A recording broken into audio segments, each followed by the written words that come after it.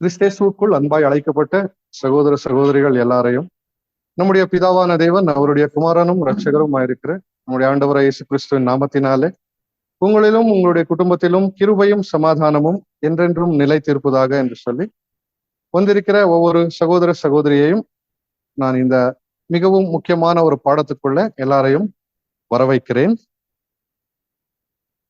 தேவன் இன்னைக்கு நமக்கு கொடுத்திருக்கிற பாடம் என்ன என்றால், நம்மை நாமே ஆராய்ந்து பார்க்கிறது. அதற்கான ஆதார வசனத்தை இன்னொரு வாட்டி நாம் வாசித்து அதற்குள்ளே நாம் போகலாம். 1 கொரிந்தியர் 11ஆம் அதிகாரம் 31. 1 கொரிந்தியர் 11ஆம் அதிகாரம் வசனம் 31. நம்மை நாமே நிதானித்து அறிந்தால் நாம் நியாயம் தீர்க்கப்படும். பாருங்க, மறுபடி ஏன் இந்த சப்ஜெக்டை எடுக்கிறீங்க என்று நீங்க யோசிக்கலாம். ஏனென்றால் இந்த சப்ஜெக்டை செல்ஃப் அனாலிசிஸ் இதை ஜேக்கப் பிரதர் எடுத்திருக்கிறாங்க, மனோஜ் பிரதர் கூட ரீபிரிண்ட்ஸ்ல எடுத்திருக்கிறாங்க. மறுபடி எதற்காக நம்மை நாமே ஆராய்ந்து பார்க்கணும் என்று சொல்லி நீங்க அந்த கேள்வியை கேட்கலாம். ஆனா பிரியமான சகோதர சகோதரிகளே, நம்மை நாமே ஆராய்ந்து பார்க்கிறது நம்முடைய வாழ்க்கையில மிகவும் முக்கியமான ஒரு காரியமா இருக்கிறது. ஏனென்றால் நாம் கர்த்தருடைய ராஜ்யத்துக்குள்ள நுழையணும் என்று சொன்னால் நம்மை நாமே ஆராய்ந்து பார்க்கிறது மிகவும் மிகவும் முக்கியமா இருக்கிறது. இது ஒரு எலிஜிபிலிட்டி. அது இல்லை என்றால் நாம் தேவனுடைய ராஜ்யத்துக்குள்ளே போக முடியாது. பிரியமான சகோதர சகோதரிகள், சோ இந்த பாடம் நமக்கு மிகவும் முக்கியமா இருக்கிறது. சோ அதனால்தான் நாம் என்ன செய்யறோம், நம்மை நாமே ஆராய்ந்து பார்க்கிறது என்று சொல்லி நாம் ஒரு 3 மாசம் இல்ல 4 மாசத்துக்கு முன்னாடியே நாம் அதை ஸ்டார்ட் பண்ணிடுறோம். பஸ்கா பண்டிகைக்கு நம்மை நாமே ஆயத்தப்படுத்த, கர்த்தருடைய மாம்சத்தையும் சரீரத்தையும் நாம் புசிக்க நம்மை நாமே தயார் பண்ண நாம் ஒரு 4 மாசத்திலிருந்தே அந்த மெமோரியல் ஸ்டடீஸ், நினைவு கூறுதலின் நாளுக்காக நமக்கு தேவையான எல்லா ஸ்டடீஸ் நாம் ஸ்டார்ட் பண்ணிடுறோம். ஸோ அப்படியே நாம் பஸ்கா பண்டிகையை ஒழுங்காய் செஞ்சின பிறகு நாம் என்ன செய்யறோம் என்றால், நாம் கொஞ்சம் ஆட்டோமேட்டிக்காய் ரிலாக்ஸ் ஆயிடுறோம். இந்த ரிலாக்ஸ் ஆகுறது எப்படி என்றால், இது ரிலாக்ஸ் ஆயிட்டோம் என்று சொன்னால் அங்க பிசாசினுடைய காரியங்கள் அங்கே அதிகமாகிறதை நம்ம பார்க்கிறோம். நம்ம ரிலாக்ஸ் ஆகக்கூடாது. ஒரு உதாரணத்துக்கு, ஒரு பிள்ளைகள் எக்ஸாம் எழுதுறாங்க.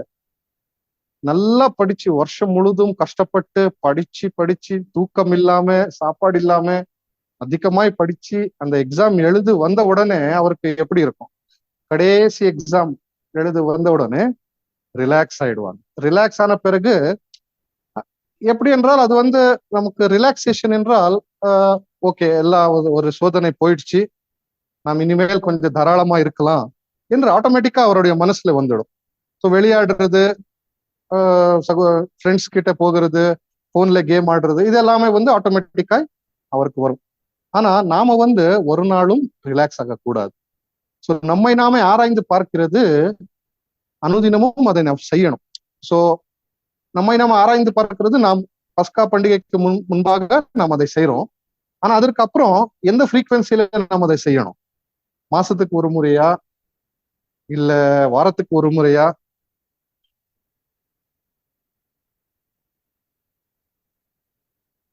தினந்தோறும் என்று சிஸ்டர் சொல்றாங்க. சோ இதுக்கு பதில் நமக்கு ரசல் பிரதர் கொடுத்திருக்கிறார்.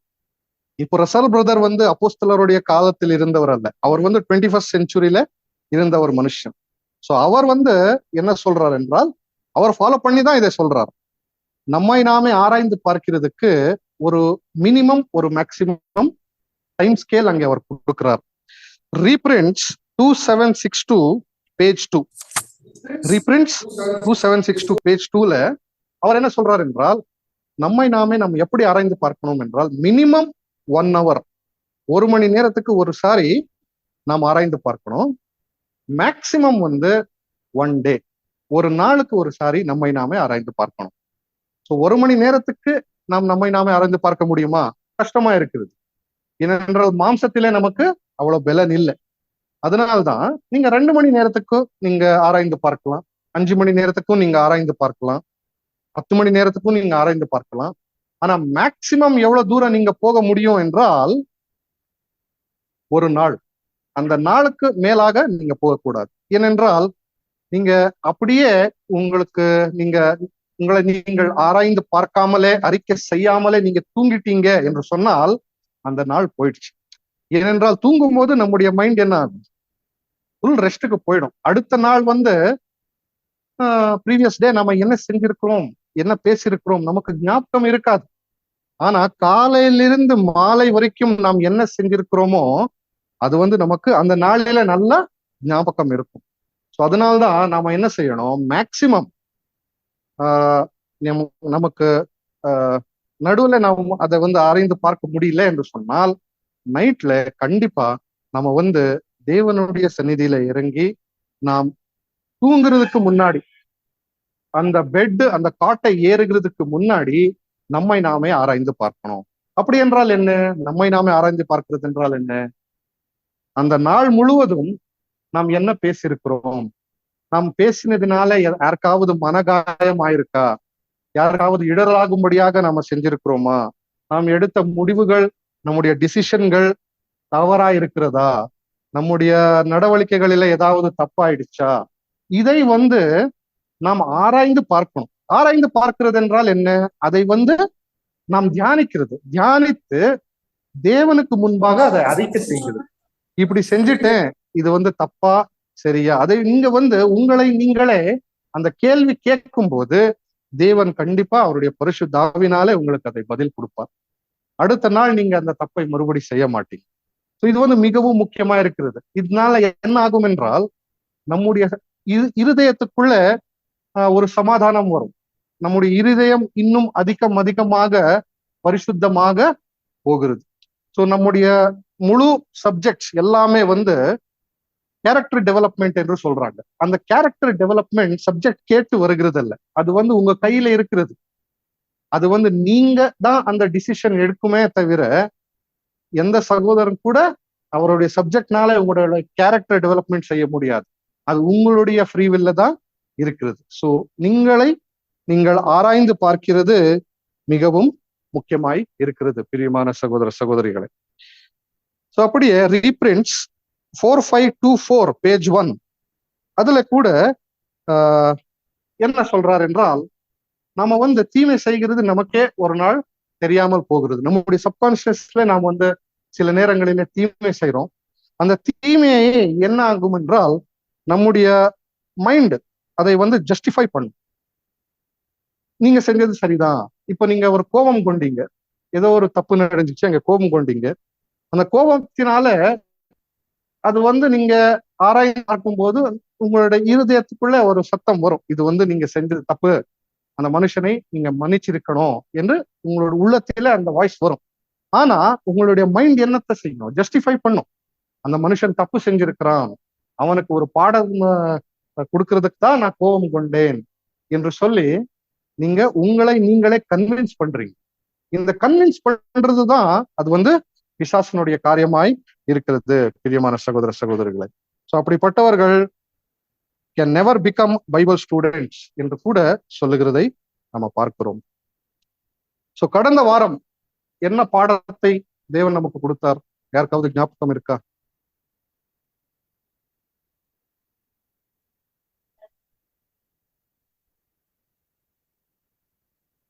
அந்த முழு பாடத்துக்கு ஒரு கன்க்ளூஷன் வந்தது. என்ன கன்க்ளூஷன்? கரெக்டா சொன்னார். அன்புக்கு மேலா இருக்கிறது என்ன? அன்புக்கு மேலா இருக்கிறது மன்னிப்பு. அந்த மன்னிப்பு அன்புக்கு மேலா இருக்கிறது. ஏன் என்றால் அது உங்களுடைய இதயத்தின் ஆழத்திலிருந்து அந்த மன்னிப்பு வரும். ஏனென்றால் அன்பு எல்லாருமே செய்ய முடியும். இப்போ தேவன் அந்த கட்டளையாய் நமக்கு கொடுத்திருக்கிறார், பொன்னான கட்டளை கொடுத்திருக்கிறார். அந்த அன்பு நீங்க செலுத்தணும் என்று சொல்லி தேவன் நமக்கு கட்டளை கொடுத்திருக்கிறார். நம்ம அன்பு செலுத்துகிறோம், ஒருத்தருக்கு சகாயம் செய்யறோம், ஒருத்தருக்கு நல்லா ஒரு பேசுறோம், சோத்திரம் சொல்றோம். ஆனா ஒரு மனுஷனை நீங்கள் உங்கள் இதயத்தின் ஆழத்திலிருந்து நீங்க மன்னித்திருக்கிறீங்களா என்று சொல்லி இதாவான தேவன் உங்களுடைய இதயத்தை ஆராய்ந்து பார்க்கிறார். சில மாசத்துக்கு முன்னாடி நான் எல்லாருக்குமே ஒரு டாஸ்க் கொடுத்திருந்தேன். அந்த டாஸ்க் ஞாபகம் இருக்கா? உங்களுக்கு சுத்தமாய் பிடிக்காத ஒரு மனுஷன் இருந்தா, ரொம்ப நாள் அந்த மனுஷனோடு நீங்க பேசாமல் இருந்தா, ஒரு மனுஷனோடு நீங்க சண்டை போட்டு அப்படியே வந்திருந்தா, ஒரு மனுஷனுக்கு மேல ஒரு ஹீட்டட் கான்வர்சேஷன் உங்களுக்கு ஆயிருந்தால் அந்த மனுஷனுக்கு நீங்க உங்களுடைய முழு இதயத்தினால அவரை மன்னித்து அவருக்கு போன் பண்ணி நீங்க பேசணும் என்ற ஒரு டாஸ்க் கொடுத்திருந்த, யாருமே செஞ்சிருக்க மாட்டீங்க. இதை நீங்க செய்யுங்க, ஒரு ட்ரை பண்ணுங்க. சில வருஷமா நீங்க யாருக்காவது நீங்க பேசாமல் இருந்தீங்களே, உங்க சிநேகிதன் இருக்கலாம், யாராவது இருக்கலாம், அவரை முழுமையாய் மன்னித்து அவர்கிட்ட பேசுங்க. அவருக்கும் சந்தோஷமாகும், உங்களுக்கும் சந்தோஷமாகும், ஒரு சமாதானம் உங்களுக்கு கிடைக்கும் பிரியமான சகோதர சகோதரிகளை. சோ நாம எப்படி இருக்கணும் என்று சொன்னால், வசனத்தை நமக்கு நல்லா தெரியும். நம்முடைய தேவன் இந்த சத்தியத்தை கொடுத்திருக்கார் நமக்கு. அந்த சத்தியம் நமக்கு இருக்கிறதுனால நாம இம்யூன் என்று நாம் யோசிக்க கூடாது. இப்போ உலகத்திலே நாம் பார்க்கும்போது புறஜாதியவர்கள் இருக்கிறாங்க, பேர் சபைகளை நாம் பார்க்கிறோம். பேர் சபைகளை நாம் பார்க்கும்போது நாம் என்ன யோசிக்கிறோம்? இவருக்கு ஒண்ணுமே தெரியல, இவர் கர்த்தருடைய ராபோஜனத்தை சரியா செய்கிறது இல்ல, இவருக்கு ட்ரினிட்டி பத்தி தெரியல, எல்லாமே நாம் யோசிக்கிறோம். இந்த உலகத்தில யாருக்குமே சத்தியம் தெரியல, நமக்கு தான் சத்தியம் தெரியும், நாம தான் கரெக்டா இருக்கிறோம். அதனால்தான் பை டிஃபால்ட் நமக்கு தேவனுடைய ராஜ்யத்துல இடம் கிடைச்சிடும். பை டிஃபால்ட் நாம் 1,44,000 போயிடுறோம் என்று சொல்லி சப்கான்சியஸ் மைண்ட்ல நமக்கு இருக்குது. அப்படி நீங்க யோசிக்கிறீங்க என்றால், வால்யூம்ஸ்ல சொல்றாங்க, you will be deceiving your self. அப்படி என்றால் உங்களை நீங்களே வஞ்சிக்கிறீங்க என்று சொல்லு. கண்டிப்பா இது டிஃபால்ட் பாஸ் நமக்கு கிடையாது. கண்டிப்பா நமக்கு என்ன தேவையா இருக்கிறது என்றால், நம்முடைய கை பிரயாசங்கள் அல்ல, நாம் செய்கிற காரியங்கள் அல்ல, நாம சொல்லுகிற சப்ஜெக்ட் அல்ல, நம்முடைய இதயத்திலே இருக்கிற அந்த ஒரு சிந்தைகள், அந்த நோக்கம், அதை தான் தேவன் பார்க்கிறார். அதுதான் தேவன் கிட்ட போகிறது. அதை தான் நாம பரிசுத்தமாய் வைக்கணும். நம்முடைய இதயத்தை நாம் பரிசுத்தமாய் வைக்கணும் என்றால் அது நம்முடைய கையில தான் இருக்கு. அந்த ஃப்ரீவில் நம்முடைய கையில தான் இருக்கு.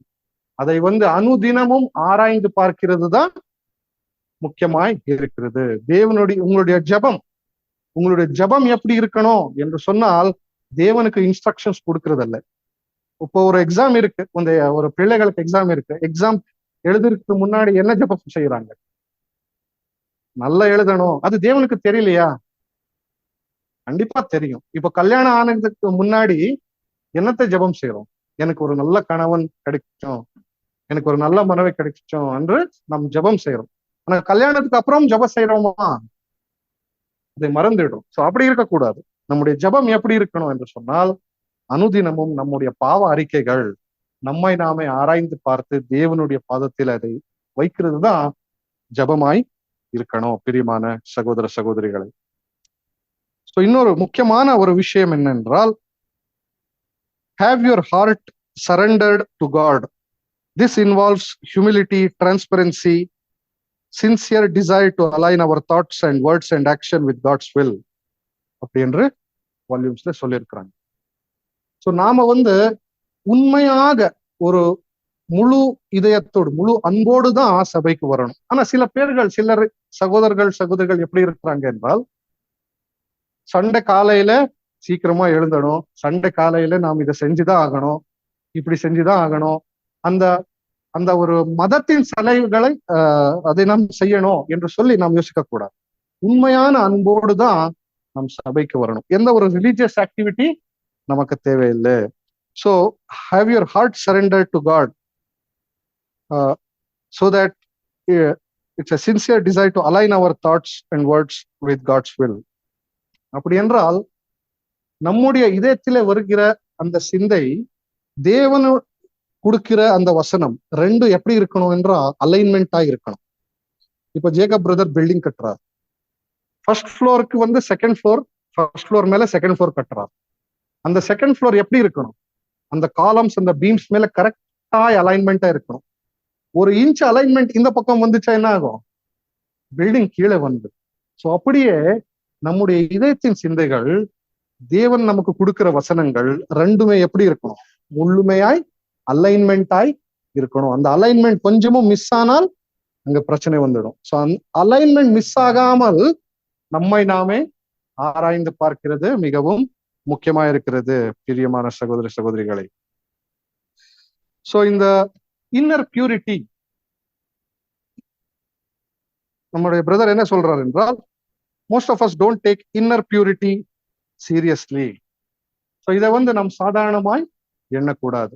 மிகவும் மிகவும் முக்கியமாய் இருக்கிறது. நம்முடைய இதயத்தை நாம் பரிசுத்தமாய் வச்சுக்கொள்றது மிகவும் முக்கியமாய் இருக்கிறது. நாம யோசிக்கலாம், நம்ம வந்து நம்ம தேவனுக்கு ஊழியம் செய்யறோம், நம்முடைய தாய் தகப்பன் ஊழியம் செஞ்சிருக்கிறாரு, என்னுடைய மனைவி கணவன் ஊழியம் செய்யறாங்க, அப்படி என்று சொல்றா கண்டிப்பா அது பிரயோஜனம் இருக்காது. ஏனென்றால் தேவன் உங்களை தனியாய் தெரிந்து கொண்டு இருக்கிறார். அந்த இண்டிவிஜுவாலிட்டி நமக்கு இருக்கிறது.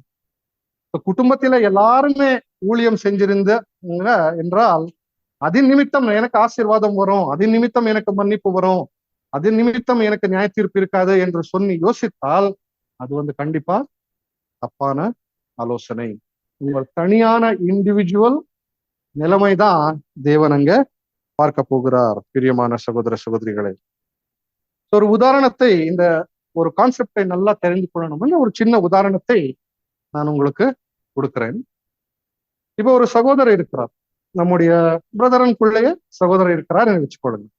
அந்த சகோதரர் என்ன செய்யறாங்க, அவருடைய வருமானத்துக்காக ஒரு சின்னதா ஒரு ஹைவேல ஒரு ஹோட்டல் ஸ்டார்ட் பண்றாருன்னு வச்சுக்கொள்ளுங்க. அவர்கிட்ட நிறைய ஒரு இன்வெஸ்ட்மெண்ட் இல்லை, ஒரு சின்ன ஹோட்டல் தான், ஆனா பிரியாணி கடை ஓபன் பண்றாரு. அந்த கடை வந்து ரொம்ப சின்னதா இருக்கிறது. அதுல இருக்கிற சேரு எல்லாமே பழசாய் போயிருக்கு. அங்க கிளீன் பண்றதுக்கு முடியல. ரொம்ப வந்து மோசமா இருக்கிற ஒரு இடம். அவர் வந்து அங்க சமைக்கிறவர்கள் கூட அங்க கிளீனா இல்லை. இவர் வந்து ஏதோ அவர் கஷ்டப்பட்டு அந்த பிசினஸ் நடத்துகிறார்.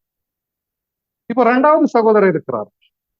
அவர் வந்து அதே ஹைவேல கொஞ்சம் தூரத்துல இன்னொரு ஹோட்டலை ஸ்டார்ட் பண்ணிருக்கிறார். அவர் கூட அங்க பிரியாணி கடை ஓபன் பண்ணிருக்கிறாருன்னு வச்சுக்கொள்ளுங்க. ரெண்டு சகோதரர்கள். இப்போ அவருடைய கடை கூட இப்படிதான் இருக்கு, ரொம்ப மோசமா இருக்கு. கொஞ்சமும் கிளீன் இல்லை, டேபிள் இல்லை, ஃபேன் இல்லை, ஒண்ணுமே இல்லை. அங்க ஃபுட்பாத்ல நின்றுதான் சாப்பிடணும், அப்படிதான் இருக்கு. இப்போ ரெண்டு சகோதரர்கள் கூட அவருடைய கடை வந்து எப்படி இருக்கிறதுனா அந்த மோசமான நிலைமையில இருக்கு. ஆனால் ரெண்டாவது சகோதரனுடைய பிரியாணி கடைக்கு என்ன ஆகும் என்றால் நிறைய கஸ்டமர்ஸ் வருவாங்க, நிறைய கஸ்டமர்ஸ். ஸோ அவனுடைய பிசினஸ் ஏறினே இருக்கு.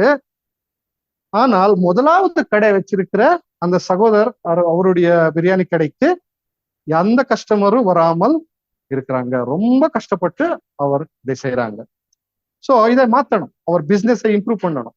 ஸோ முதலாவது சகோதரர் என்ன செய்யறாங்க, அந்த டேபிள் எல்லாம் தூக்கி போட்டு ஒரு நல்ல சோஃபா போடுறாங்க, ஃபேன் எல்லாம் எடுத்து ஏசி போடுறாங்க, அந்த சமைக்கிறவர்களுக்கு எல்லாமே யூனிஃபார்ம் கொடுத்து அவருடைய பிரியாணி கடையை ஒரு 5 ஸ்டார் ஹோட்டல் ஸ்டைல்ல மாத்திடுவாங்க. இப்ப என்ன யோசிக்கிறான், நான் நல்லா மாத்திட்டேன், நல்லா ஒரு 5 ஸ்டார் ஹோட்டல் ஆகும்படி நான் செஞ்சுட்டேன், இப்போ கஸ்டமர் வருவாங்க என்று சொன்னால், ஆனாலும் எந்த கஸ்டமரும் அந்த கடைக்கு வரல. எல்லா கஸ்டமர் வந்து ரெண்டாவது கடைக்கு தான் போய் நிற்கிறாங்க.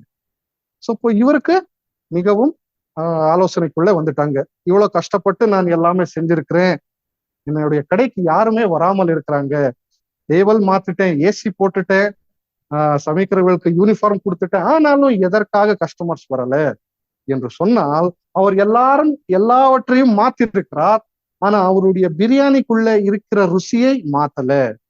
முன்னாடி இருந்த பிரியாணி எப்படி இருந்ததோ இப்பவும் அப்படியே இருக்கு. ஸோ வெளியே எவ்வளோ அவர் வந்து ஒயிட் வாஷ் பண்ணினாலும் முக்கியமா அந்த பிரியாணி ருசியை அவர் மாத்தின அதனால அங்க எந்த கஸ்டமரும் வரல. ஸோ அப்படியே பிரியமான சகோதர சகோதரிகளே, நம்முடைய சரீரத்துக்கு நாம் எவ்வளவோ சந்தோஷம் கொடுத்து எவ்வளோ ஹைஜீனா இருந்து நம்முடைய கை பிரயாசத்தினாலே நாம் என்ன செஞ்சாலும் நமக்குள்ள இருக்கிற அந்த பிரியாணியுடைய ருசி வரல என்றால் நாம் ஒரு நாளும் பலன் கொடுக்க முடியாது. ஸோ இப்போ இந்த சூழ்நிலையை நீங்க பாருங்க. ஸோ இந்த முதலாவது சகோதரர் வந்து இன்வெஸ்ட்மெண்ட் பண்ணிருக்கிறார், எல்லாம் பண்ணிருக்கிறார், கஷ்டப்படுறாரு. ரெண்டாவது சகோதரர் எந்த ஒரு இன்வெஸ்ட்மெண்ட் இல்லாம நல்லா சம்பாதிக்கிறார். இப்ப ரெண்டாவது சகோதரர் வந்து முதலாவது சகோதரரை பார்க்கிறார். பார்க்கும்போது அவர் வந்து என்ன செய்யறார், இதை பார்க்கிறார், இந்த சூழ்நிலையை பார்க்கிறார். பார்க்கும்போது அவருக்கு வந்து பொன்னான கட்டளை நல்லா தெரியும். ஸோ பொன்னான கட்டளை அவருக்கு தெரிந்திருக்கிறதுனால அவர் வந்து இந்த முதலாவது சகோதரனுடைய நிலைமையில நான் இருந்தால் என்ன ஆகும் என்று யோசிக்கிறான். சோ யோசிக்கும் போது அவர் வந்து என்ன செய்யறாரு, அவருடைய பிரியாணி ரெசிபியை இந்த முதலாவது சகோதரருக்கு கொடுத்துடுவார். இப்ப இது வந்து லாஜிக்கல் டிசிஷனா? உங்களுக்கு ஏதாவது ஒரு பிசினஸ் சீக்ரெட் இருந்தா அந்த பிசினஸ் சீக்ரெட் வந்து நீங்க மற்றவர்களுக்கு கொடுப்பீங்களா?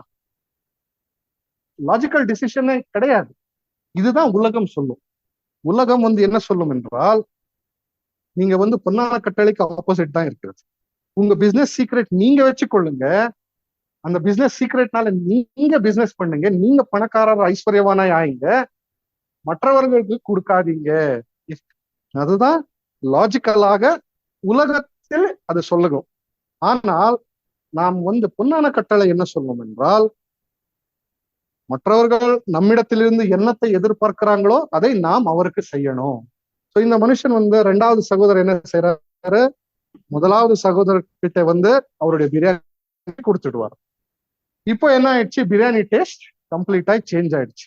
சோ இப்போ இந்த கஸ்டமர்ஸ் எல்லாருமே முதலாவது கடைக்கு தான் வர ஆரம்பிக்கிறாங்க. சோ அங்கேயும் சேம் பிரைஸ், இந்த கடையிலும் சேம் பிரைஸ்.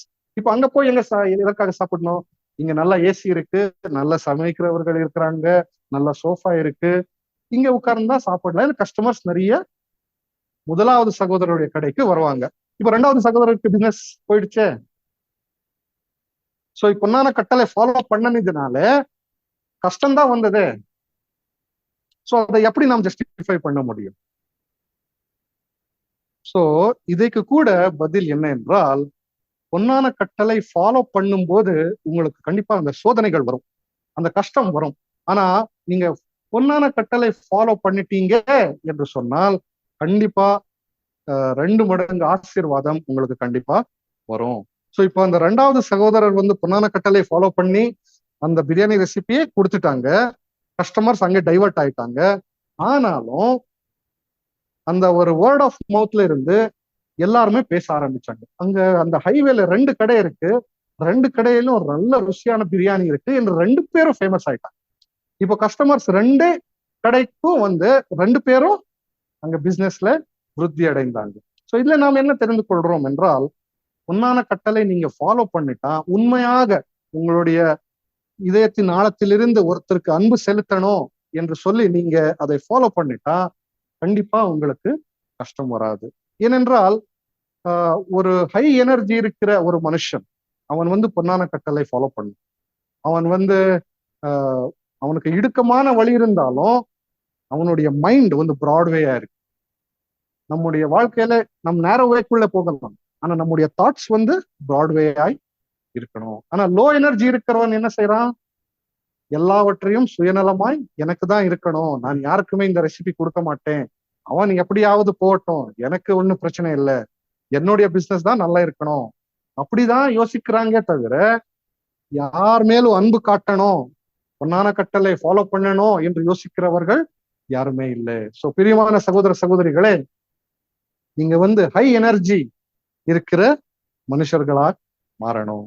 நீங்க வந்து நேரோ வேல இருந்தால் கூட உங்களுடைய ஆலோசனைகள் பிராட்வேயாய் இருக்கணும். இந்த உதாரணத்தினால நாம் அதை தெரிந்து கொள்றோம்.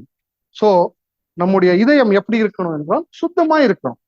இப்போ வெளியே நாம எப்படி இருக்கிறோமோ உள்ள கூட அப்படிதான் இருக்கும். இப்போ ஒரு சகோதரை நீங்க பார்க்கிறீங்க, கன்வென்ஷன்ல பார்க்கிறீங்க, இல்ல எங்கேயோ வெளியே நீங்க பார்க்கிறீங்க, உடனே என்ன சொல்றீங்க, உங்களை பார்த்து ரொம்ப சந்தோஷம் ஆயிடுச்சு பிரதர், உங்க பார்க்கும்போது ரொம்ப சந்தோஷம் ஆயிடுச்சு சிஸ்டர் அப்படி என்று சொல்றீங்க. ஆனா உண்மையாக உங்களுக்கு அந்த சந்தோஷம் இருக்கா? அதுதான் தேவன் பார்க்கிறான், அதை மனுஷர் பார்க்கிறது இல்லை. மனுஷர் என்ன பார்க்கிறாங்க, உங்க முகத்தை பார்க்கிறாங்க. அதை நீங்க பேசும்போது உங்களுடைய இதயத்திலே உண்மையாக அந்த சந்தோஷம் இருக்கா என்று சொல்லி தேவன் அதை பார்க்கிறாங்க. இப்போ நீங்க வெளியே நீங்க தீமையோடு நீங்க செஞ்சு இருந்தால், உள்ளேயோ அப்படி இருந்தால் ஓகே, நோ ப்ராப்ளம், அப்படியே இருங்க. ஆனா உள்ள ஒண்ணு வெளியே ஒண்ணு இருந்தால் அது வந்து தேவனுக்கு சுத்தமாய் பிடிக்காது. பிரியமான சகோதர சகோதரிகளே, சோ இந்த ஒரு கண்டிஷனுக்கு என்ன சொல்றாங்க என்றால் ஹிப்போக்ரசி. அந்த ஹிப்போக்ரசி நமக்குள்ள ஒரு நாளும் இருக்கக்கூடாது. சோ வால்யூம்ஸ்ல என்ன சொல்றாங்க என்றால், this hypocrisy can lead to It breeds spiritual pride and self-righteousness, leads to a sense of superiority over others. அப்படி என்றால் it breeds a spiritual pride. எப்படிப்பட்ட ஒரு பெருமை நமக்குள்ள இருக்கக்கூடாது. ஆவிக்குரிய பெருமையானாலும் சரி, அது நமக்குள்ள இருக்கிற அவசியம் இல்லை. This leads to self righteousness. நாம தான் கரெக்ட் என்று ஒரு நாளும் நாம் ஜஸ்டிஃபை பண்ணக்கூடாது. நம்முடைய ஆலோசனைகளுக்குள்ளேயே நம் செல்ஃப் ரைட்டியஸ் என்று யோசிக்க ஒரு நாளும் யோசிக்க கூடாது. This leads to sense of superiority over others. இப்ப நம்ம பொன்னான கட்டளை ஃபாலோ பண்ணணும் என்றால் ஒரு மனுஷன் நமக்கு மேலாக தான் இருக்கிறாங்க அப்படின்றதான் நாம் யோசிக்கணும். இப்ப நான் அந்த மனுஷனுக்கு மேல என்று சொன்னால் ஒரு நாளும் நம்ம பைபிள் ஸ்டூடெண்ட்ஸே கிடையாது, பிரியமான சகோதர சகோதரிகளே. ஸோ அதனால்தான் யாரானாலும் சரி நம்ம என்ன செய்யணும், அந்த ஒரு சென்ஸ் ஆஃப் சுப்பீரியாரிட்டி நமக்கு மற்றவர்கள் மேல் தான் இருக்கணும், நம்ம மேல் நாம இருக்கக்கூடாது. When we prioritize appearance over authenticity, we become hypocrites and we distance ourselves from God's truth. So இதுல கூட என்ன சொல்றாங்க என்றால், நம்முடைய வெளியே போடுகிற வேஷம் எப்படி இருக்கிறதோ நாம் உள்ள கூட அப்படியே இருக்கணும். ஸோ உள்ள கூட நம்ம அப்படியே இருந்து வெளியே கூட அப்படியே இருந்தால் அது ஆத்தென்டிகேட்டடா இருக்கும், ஆத்தென்டிகேஷனா இருக்கும் நமக்கு. இல்லை என்றால் அது ஒரு வேஷம் போடுகிற மாதிரி தான் இருக்கும். அதனால்தான் பிரியமான சகோதர சகோதரிகளே, நாம் ஒரு நாளும் தேவனிடத்திலிருந்து, தேவனுடைய சத்திய வார்த்தைகளிலிருந்து தூரமாய் போகக்கூடாது. நீங்க ஆத்தென்டிக்கா இருக்கல என்று சொன்னால் பிரச்சனை ஒண்ணும் இல்லை, தேவனுடைய சத்தியத்திலிருந்து நீங்க தூரமாய் இருக்கிறீங்க என்று சொல்லி. அதனால்தான் நம்மை நாமே அனுதினமும் ஆராய்ந்து பார்த்தால் தேவனுடைய சித்தத்துக்கு, அவர் நமக்கு கொடுத்திருக்கிற சத்திய வார்த்தைக்கு நம்மை நாமே அலைன்மெண்ட் பண்ண முடியும். இல்லை என்றால் அலைன்மெண்ட் போயிடும், பிரியமான சகோதர சகோதரிகளே. சோ இந்த டிஸ்கனெக்ட் இருக்கக்கூடாது. நம்முடைய பிஹேவியர்ல, நம்முடைய இதயத்தின் சிந்தைகளில ஒரு டிஸ்கனெக்ட் இருக்கக்கூடாது என்று சொல்றாங்க. சோ நம்ம வெளியே எப்படி இருக்கிறோம், உள்ளே கூட அப்படிதான் இருக்கணும். So if you are a hypocrite makes you blind towards your own sin that's in your heart. So இப்படி யோசிக்கிறது கூட ஒரு பாவமாய் இருக்கிறது. இப்ப நாம் வெளியே ஒரு மாதிரி இருந்து உள்ள ஒரு மாதிரி இருந்தால் அந்த பாவம் எங்க போகாது, நம்முடைய இதயத்தை விட்டு வெளியே போகாது. அந்த பாவம் நமக்குள்ள இருக்கும், நம்முடைய இதயத்துக்குள்ள இருக்கும் என்று கூட அங்க சொல்லுகிறதை நம்ம பார்க்கிறோம்.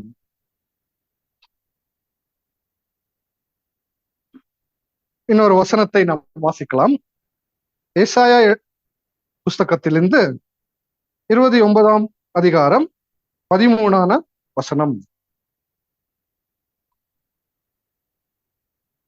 ஏசாயா 29ஆம் அதிகாரம் வசனம் 13. இந்த ஜனங்கள் தங்கள் வாயினால் என்னிடத்தில் சேர்ந்து தங்கள் உதடுகளினால் என்னை கனம் பண்ணுகிறார்கள். அவர்கள் இருதயமோ எனக்கு தூரமாய் விலகி இருக்கிறது. அவர்கள் எனக்கு பயப்படுகிற பயம் மனுஷனாலே போதிக்கப்பட்ட கற்பனையாய் இருக்கிறது. பாருங்க, வசனம் நமக்கு கிளியரா இருக்கிறது. இப்ப என்ன சொல்றாங்க, இந்த ஜனங்கள் அப்படி என்றால் நாங்களே தங்கள் வாயினாலே என்னிடத்தில் சேர்ந்து தங்கள் உதடுகளினாலே என்னை கனம் பண்ணுகிறார்கள். அவர்களுடைய இதயமோ எனக்கு தூரமாய் இருக்கிறது. சோ நம்ம இப்படி நம்முடைய ஆலோசனைகள் சரியா இல்லை என்றால் தேவன் நம்மை விட்டு போகிறது இல்லை. அவர் நம்மை தெரிந்து கொண்டாச்சு. இப்ப சத்தியம் கொடுத்திருக்கிறார், டிஃபால்ட் நமக்கு கொடுத்திருக்கிறார், நமக்கு சத்தியம் தெரியும், வால்யூம்ஸ் புக்ஸ் இருக்கு, நமக்கு ஆப் இருக்கு, எல்லாமே நமக்கு தெரியும். ஆனாலும் நம்முடைய இதயத்திலே அந்த உண்மையான ஒரு ஜென்வின் ஆத்தென்டிக் பிஹேவியர் நமக்கு இல்லை என்றால் நம் தேவனுக்கு தூரம் ஆயிடும். ஏனென்றால் தேவன் பிதாவான தேவன் நம்மை பார்க்க முடியாது. அவர் நம்ம பாவத்தில் இருக்கிறதுனால நம்மை பார்க்க முடியாது. அவர் நம்ம இயேசு கிறிஸ்து மூலம்தான் அவர் நம்மை பார்க்கிறார். சோ அவர் பார்க்கும்போது அவர் சரீரத்தை பார்க்கிறதில்லை, அவர் உங்களுடைய இதயத்தின் ஆழத்தை அவர் பார்க்க போகிறார். பிரியமான சகோதர சகோதரிகளை, ஸோ என்ன செஞ்சாலும் ஒரு அஜெண்டா நமக்குள்ள இருக்கக்கூடாது. அந்த அஜெண்டா அதை வச்சுட்டு நான் என்ன செய்யக்கூடாது, அந்த வெளி வேஷத்தை நாம் போடக்கூடாது. ஒரு உதாரணத்துக்கு ஒரு மனைவி இருக்கிறாங்க. அந்த மனைவிக்கு நல்ல போன் வேணும், ஐபோன் வேணும். அந்த ஐபோன் வேணும் என்று சொன்னால் அந்த மனைவி என்ன செய்யறாங்க, கணவன் வீட்டுக்கு வரும்போது நல்ல ட்ரெஸ் போட்டு, நல்ல ஒரு ஸ்மைல் கொடுத்து, அந்த கணவனுக்கு காஃபி கொடுத்து, நல்ல ஒரு குலாப் ஜாமுன் கொடுத்து, சிக்கன் கறி செஞ்சுட்டு எல்லாமே ஒழுங்கா செய்யறாங்க. இப்ப கணவன் பார்க்கிறாரு, ஏதோ ஒரு அஜெண்டா இருக்குமே. இப்போ நீங்க அனுதினமும் அப்படியே இருந்தால் கணவனுக்கு ஒரு நாளும் டவுட் வராது. ஆனா அந்த நாள் உங்களோட அஜெண்டா என்ன இருக்கு, உங்களுக்கு ஐபோன் வாங்கி தரணும். அந்த அஜெண்டாவை வச்சுட்டு நீங்க என்ன செய்றீங்க, கம்ப்ளீட்டாய் மாறிடுவீங்க. கம்ப்ளீட்டாய் மாறிட்டு கணவன் கிட்ட நல்ல ஒரு அந்த ஆக்டிங் பண்றீங்க. ஸோ அந்த ஆக்டிங், அப்படிப்பட்ட ஒரு அஜெண்டா நமக்கு இருக்கக்கூடாது. ஸோ அனுதினமும் நீங்க அப்படியே இருந்தா ஒன்றும் பிரச்சனை இல்லை. ஒரு அஜெண்டா வச்சுட்டு நீங்க இப்படி செய்றீங்க என்று சொன்னால் அது தேவன் பார்க்கிறார். உங்களுடைய இதயத்துல என்ன இருக்கிறது என்று மனுஷன் பார்க்காமல் இருந்தாலும் தேவன் அதை கண்டிப்பாய் பார்க்கிறார், பிரியமான சகோதர சகோதரிகளை. ஸோ இன்னொரு விஷயத்தை கூட இங்க சொல்றாரு, அஜெண்டா வச்சுக்கொள்ளக்கூடாது. ரெண்டாவது, find your pleasure and entertainment in truth, not in lies. அப்படி என்றால் என்ன?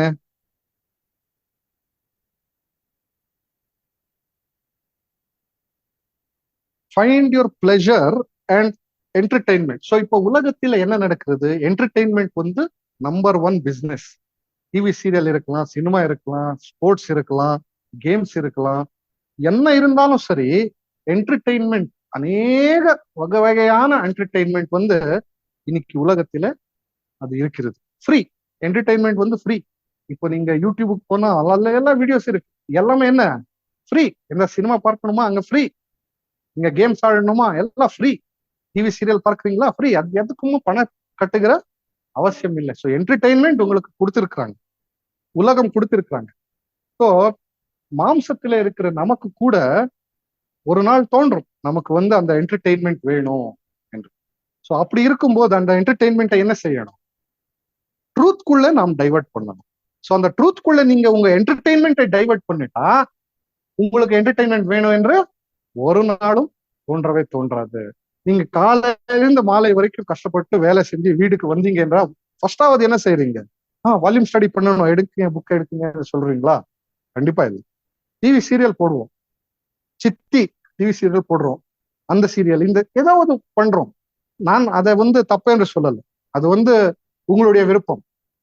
ஆனால் உங்களுடைய என்டர்டெயின்மெண்ட், உங்களுடைய சந்தோஷத்தை நீங்க ட்ரூத்குள்ள டைவர்ட் பண்ணுங்க. ஒரு கேள்வியை கேளுங்க தேவன் கிட்ட.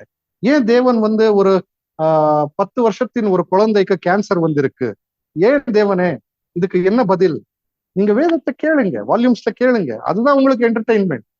அந்த கேள்வியை நீங்க கேட்கும்போது you will get pleasure and entertainment in truth and not in lies, அப்படி என்று கூட சொல்லுகிறதை பார்க்கிறது. அடுத்தது என்ன சொல்றாங்க என்றால், our knowledge through subjects has increased as our choir activities and involvement in godliness has increased. அப்படி என்றால் என்ன, அப்போஸ்தலருடைய காலத்தில எப்படி இருந்ததோ, அப்போஸ்தலருடைய காலத்தில எப்படி பாடங்கள் இருந்ததோ, பாடல்கள் இருந்ததோ, அதை இன்றைக்கு நாம் கம்பேர் பண்ணா நம்முடைய நாலேஜ் அதிகமாய் வந்திருக்கிறது. நம்முடைய மியூசிக், நம்முடைய choir அது கூட இம்ப்ரூவ் ஆயிருக்கிறது. நம்முடைய தேவன் கொடுத்திருக்கிற சத்திய வார்த்தைகள் அதிகமாய் நம்முடைய கையில அந்த காலத்துல கம்பேர் பண்ணா இன்னைக்கு அதிகமாய் இருக்கிறது. ஆனா என்ன மிஸ்ஸிங் என்று சொன்னால், நம்முடைய இதயத்துக்குள்ள இருக்கிற பியூரிட்டி, உண்மையாக நம்முடைய சத்திய இதயத்திலிருந்து நம் தேவனுக்கு செய்கிற அந்த வர்ஷிப், அதுதான் குறைஞ்சு போச்சு. இப்போ அப்போஸ்தலர்களுடைய காலத்துல நீங்க பார்த்தீங்க என்றால், இந்த காலத்துல என்ன இருந்தது, அங்க கொயர் கிடையாது, அங்க மைக் கிடையாது, இப்படிப்பட்ட ரூம் கிடையாது, அங்க எந்த ஒரு ரெக்கார்டிங் டிவைஸ் கிடையாது. ஆனால் அவர்கிட்ட என்ன இருந்தது, அவருடைய இதயம் சுத்தமா இருந்தது. ஆனா இப்போ ஆப்போசிட், நம்ம கிட்ட எல்லாம் இருக்கு, ஆனா நம்முடைய இதயத்தில அந்த மன்னிக்கிற சுவாவம் இல்ல, அந்த உண்மையான அன்பு இல்ல. உள்ளவண்ணு வெளியவண்ணு ஒரு அஜெண்டா வச்சுட்டு தான் நாம் நம்முடைய வண்டி ஓட்டின்னு இருக்கிறோம். ஆனா அதை கண்டிப்பா நீங்க மாத்தணும் என்று சொன்னால் இன்றையிலிருந்தே நம்மை நாமே ஆராய்ந்து பார்க்கிறது மிகவும் முக்கியமாயிருக்கிறது பிரியமான சகோதர சகோதரிகளை. இன்னொரு வசனம் ரீப்ரிண்ட்ஸ்ல நம்ம பார்க்கும்போது மிகவும் பயமா இருக்கு. அந்த வசனை படிக்கும் போதே எப்படி பயமா ஆயிடுச்சு என்றால், அந்த வசனம் என்ன சொல்றாரு என்றால் ரீப்ரிண்ட்ஸ்ல, God says it is better not to come to the Lord at all than doing everything for formality. So ஃபார்மாலிட்டிக்காக நாம் ஒரு ஜெபம் செஞ்சால், ஃபார்மாலிட்டிக்காக நாம வந்து கன்வென்ஷனுக்கு போகிறது, சபைக்கு வருது, வால்யூம் ஸ்டடி, ஜூம் கிளாஸ், இது எல்லாமே வந்து ஃபார்மாலிட்டிக்காக நாம செஞ்சுட்டா நீங்க வரவே வேண்டாம் என்று கூட சொல்றாரு. பாருங்க எவ்வளவு பயங்கரமான ஒரு முகத்துக்கு அடிக்கிற மாதிரி இருக்கு வசனம். ஏனென்றால் நம்முடைய உதடுகளினால நாம் என்ன சொல்றோம்? உம்முடைய ராஜ்யம் வருவதாக என்று சொல்லுவோம். ஆனா இதயத்திலிருந்து என்னத்தை தேடுவோம்? உலகத்தின் ராஜ்யத்தை நாம் தேடுவோம். ஸோ அதனால்தான் ரசல் பிரதர் சொல்றாங்க, நீங்க அப்படி ஃபார்மாலிட்டி படி நீங்க இந்த காரியங்களை நீங்க செஞ்சிருக்கிறீங்க என்று சொன்னால் நீங்க தயவு செய்து இந்த சத்தியத்துக்குள்ளே வரவே வேண்டாம் என்று கூட நீங்க சொல்றாங்க.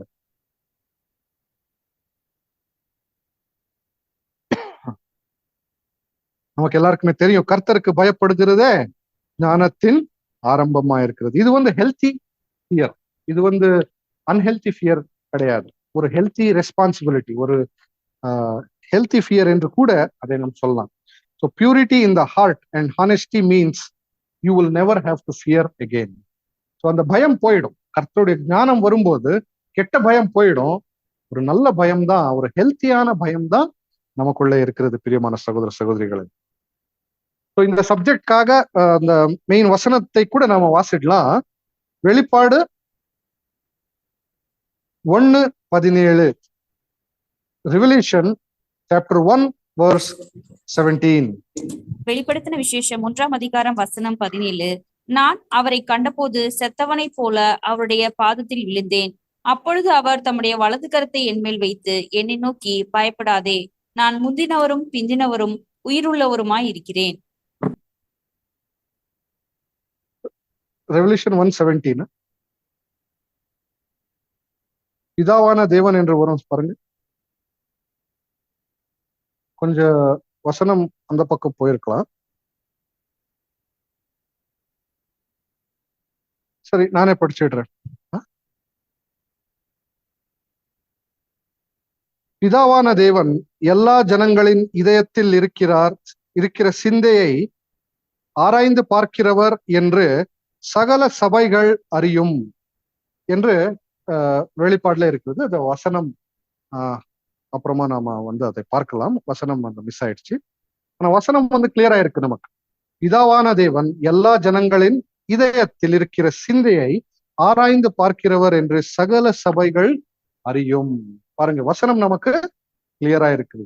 பிதாவான தேவன் நம்முடைய இதயத்தின் ஆழத்திலே என்ன இருக்கிறது என்று சொல்லி துருவி ஆராய்ந்து பார்க்கிறவராய் இருக்கிறார் என்று சகல சபைகளும் அறியும் என்று கிளியராய் நமக்கு சொல்லியிருக்கிறார் பிரியமான சகோதரிகள். சோ இன்னைக்கு நாம் பார்க்கும்போது உலகத்தில எவ்வளவு டைட்டில்ஸ் வச்சிருக்கிறாங்க. இந்த டைட்டில்ஸை உலகத்திலே பேர் சபைகளில நாம பார்க்கும்போது நிறைய டைட்டில்ஸ் வச்சிருப்பாங்க. அந்த டைட்டில் என்ன? Pastor, reverend, father, doctor.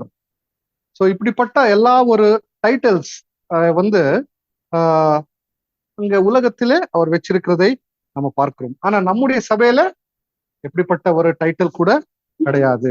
நமக்கு வந்து எல்டர் இருக்கிறாங்க. ஜேக்கப் பிரதர் வந்து நமக்கு எல்டர்.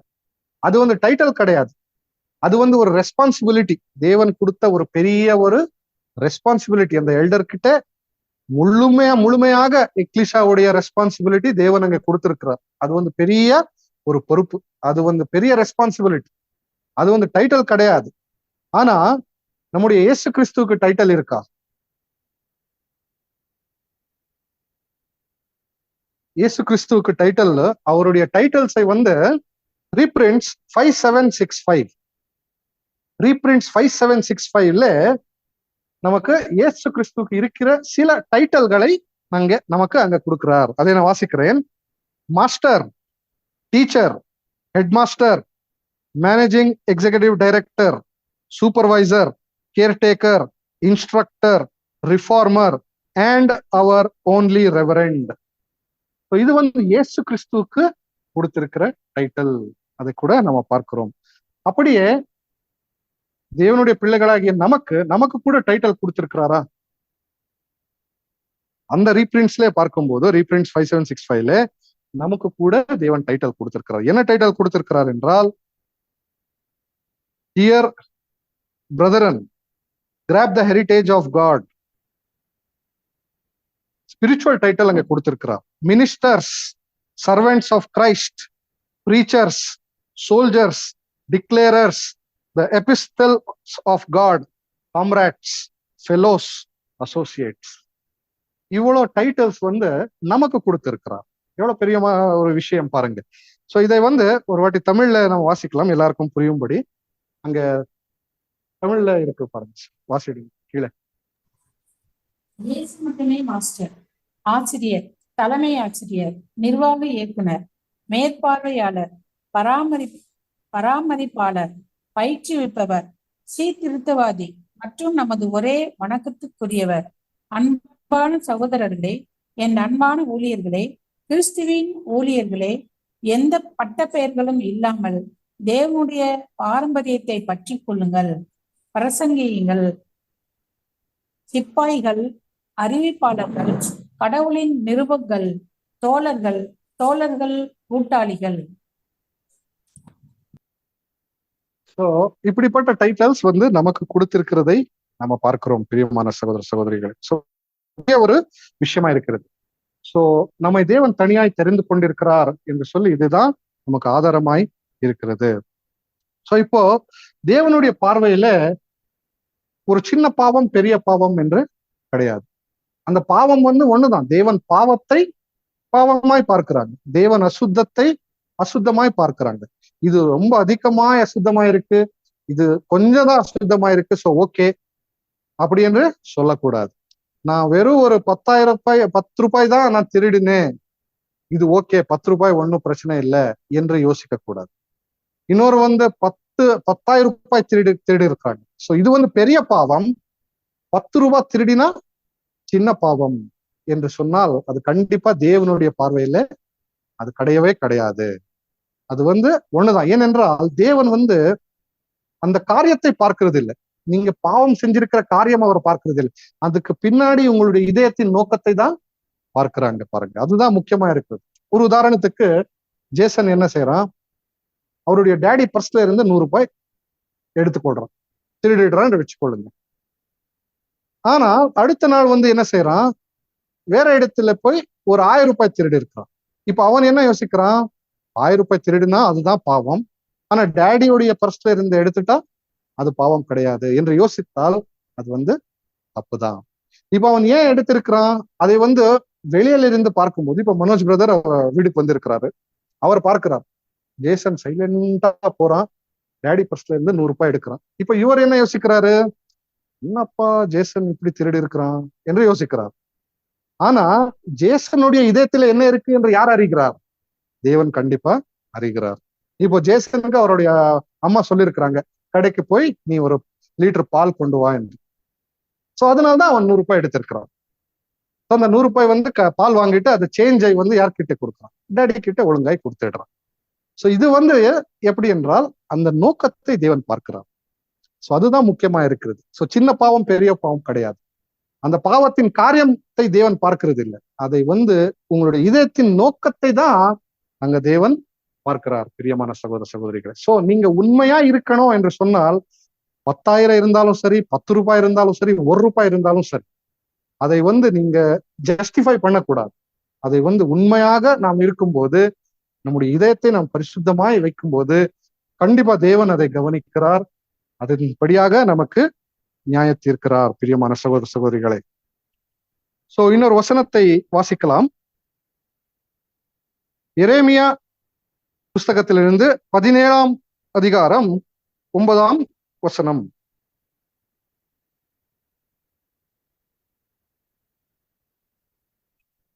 வசனம் 9. எல்லாவற்றை பார்க்கிலும் இருதயமே திருக்குள்ளதும் மகா கேடுள்ளதுமாய் இருக்கிறது, அதை அறியத்தக்கவன் யார்? பார்த்தீங்களா, எவ்வளவு அழகான வசனம். கேள்வி கேட்கிறார். எல்லாவற்றை பார்க்கிலும், எல்லாவற்றை பார்க்கிலும். சோ அப்படி என்றால் எல்லாவற்றை பார்க்கிலும் இருதயமே திருக்குள்ளதும் மாக கேடுள்ளதுமாய் இருக்கிறது, அதை அறியத்தக்கவன் யார்? பாருங்க, நம்முடைய இதயத்தை எப்படி என்றால் எல்லா ஒரு நோக்கம், இப்போ நீங்க ஒரு கொலை செய்யணும், எந்த ஒரு பாவம் செய்யணும், என்ன செய்யணும் என்று சொன்னால் அது எங்க இருந்து ஸ்டார்ட் ஆகும்? உங்களுடைய ஹார்ட்ல இருந்து ஃபர்ஸ்ட் அது தாட் அங்க இருந்து தான் வரும். அப்பொழுதுதான் நாம் அதுக்கு தேவையான எல்லா காரியங்களை நாம் அங்க செய்யறோம். ஸோ அந்த இதயத்திலிருந்து வருகிற அந்த காரியம்தான் அங்க நாம ஆராய்ந்து பார்க்க வேண்டியதாய் இருக்கிறது, பிரியமான சகோதர சகோதரிகளை. சோ அதனால்தான் இந்த இருதயத்தை பரிசுத்தமாய் தேவன் நமக்கு படைத்திருக்கிறார். சோ இருதயத்திலிருந்து ஒரு கெட்ட ஆலோசனைகள் வரும் என்றால் அது நாம செய்கிறது, அது நம்ம கண்ட்ரோல்ல தான் இருக்கு. தேவன் அப்படி படைக்கல. தேவன் இருதயத்தை பரிசுத்தமாக படைத்திருக்கிறார். நமக்கு எல்லாவற்றையான அந்த சுயாதீனம் அங்க தேவன் கொடுத்திருக்கிறார். இப்போ நம்முடைய இருதயத்துக்கு எல்லா கெப்பாசிட்டி இருக்கு. இப்போ தீமை செய்கிற கெப்பாசிட்டி இருக்கு, ஆனா அப்படியே அன்பு செய்கிற கெப்பாசிட்டி இருக்கு.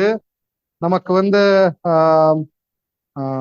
எல்லா விதமான ஒரு கேப்பபிலிட்டி நமக்குள்ள இருக்கிறது. அந்த இதயத்துக்கு அன்பு செய்கிற கெப்பாசிட்டி கூட இருக்கு, மன்னிக்கிற கெப்பாசிட்டி கூட நமக்கு அங்க இருக்கு, பிரியமான சகோதர சகோதரிகள்.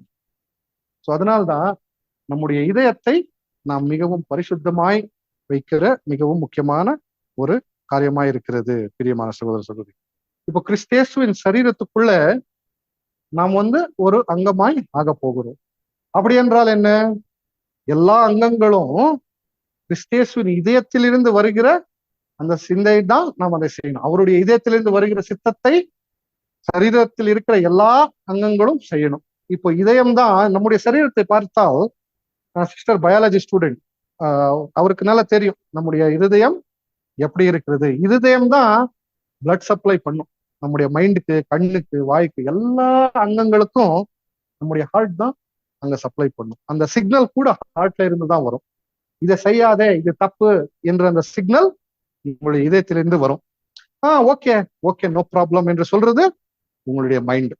அதனால்தான் நீங்க உங்களுடைய இதயத்தை ஆராய்ந்து பார்க்கிறது மிகவும் முக்கியமா இருக்கிறது. நீங்க உள்ள ஒண்ணு வெளியே ஒண்ணு அப்படிப்பட்ட ஒரு அஜெண்டா வச்சுக்கொள்ளாதுங்க. கடைசியாக ஒரு வசனத்தை வாசித்து நாம் இன்றைக்கு முடிக்கலாம். ரோமர் 12ஆம் அதிகாரம் 9ஆம் வசனம்.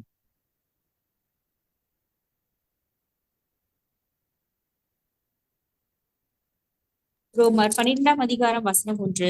அப்படி இருக்க சகோதரரே, உங்கள் சரீரங்களை பரிசுத்தமும் தேவனுக்கு பிரியமுமான ஜீவபலியாக ஒப்புக் கொடுக்க வேண்டும் என்று தேவனுடைய இரக்கங்களை முன்னிட்டு உங்களை வேண்டிக் கொள்கிறேன். இதுவே நீங்கள் செய்யத்தக்க புத்தியுள்ள ஆராதனை. சரி, அது மிஸ் ஆயிடுச்சு. ரோமர் 12:9. உங்கள் அன்பு மாயமற்றதாய் இருப்பதாக, தீமை வெறுத்து நன்மையை பற்றி கொள்ளுங்க. பார்த்தீங்களா, உங்கள் அன்பு எப்படி இருக்கணும்? ஆனா நம்முடைய அன்பு எப்படி இருக்கிறது? மாயமா இருக்கிறது. நாம உள்ள ஒண்ணு வச்சிருக்கிறோம், ஆனா வெளியே அதை வெளிப்படுத்த மாட்டோம்.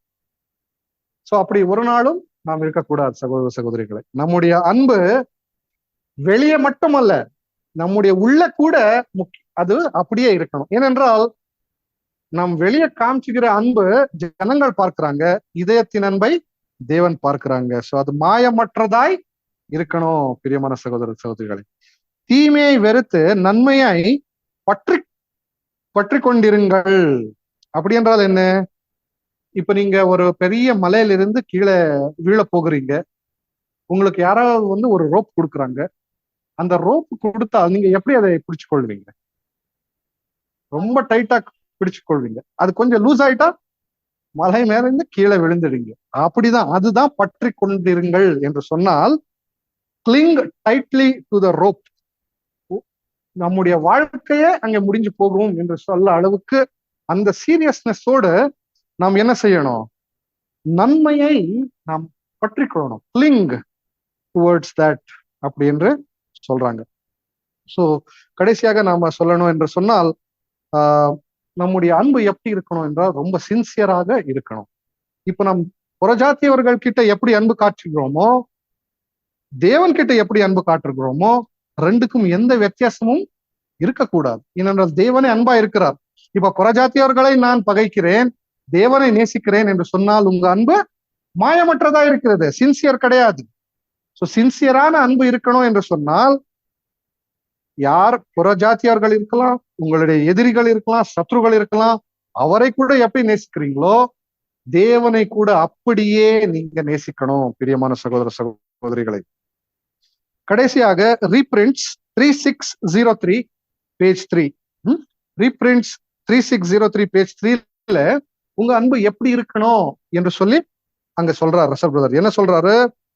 Let your love be with great intensity, heavy spirit, deep falling, lot of enthusiasm, but do not have a love which is like this outwardly.